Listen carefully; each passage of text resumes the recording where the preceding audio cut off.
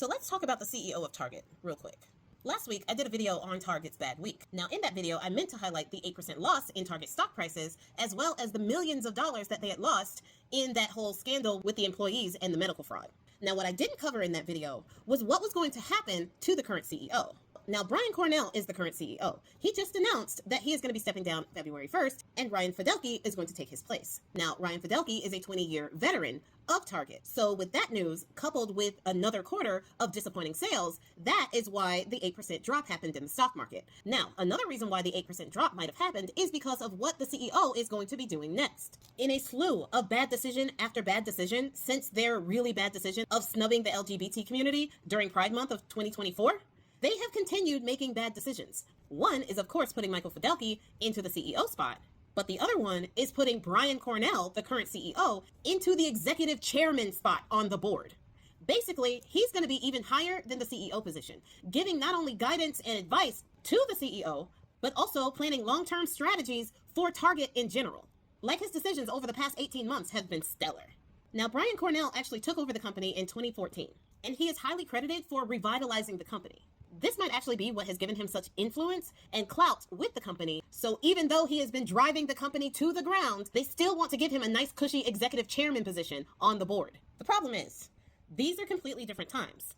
The revitalization of Target during 2014 is not the same type of situation that they're having now. Yes, the media wants to blame a bunch of stuff on tariffs. They want to blame a lot of stuff on the stores being dirty and not having enough Target appeal to the people. No. They're completely off. That's not why Target is going down.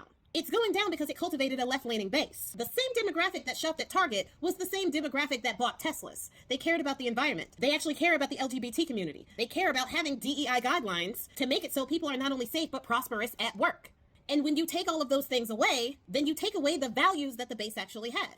Target used to do something that was really cool and help Black-owned businesses become storefront ready, and then allow those Black-owned businesses that they invested in and helped to become storefront ready to sell their items in the store. That was something that Target did that I don't think a lot of other retailers did. And it gave a helping hand to Black-owned businesses that had a really good idea and just didn't have the capital to get it started. They took that. So Brian Cornell is fighting a losing battle if he thinks that Target is going to improve just because he is on the board. This ain't 2014, and people are literally boycotting the company because the company has showed its own true colors. People are basically saying, look, if you don't want to have DEI policies, then you don't want my DEI dollars. Couple that with the LGBT community have already stopped doing business with them. They have basically pissed off all of the people who have been paying attention. And knowing that the CEO is still calling the shots from the executive board is not going to help their chances of recovering the revenue that they are currently losing. So you know what? I love this for them. Brian Cornell might think he is having a great week, but Target itself just keeps digging that hole a lot deeper.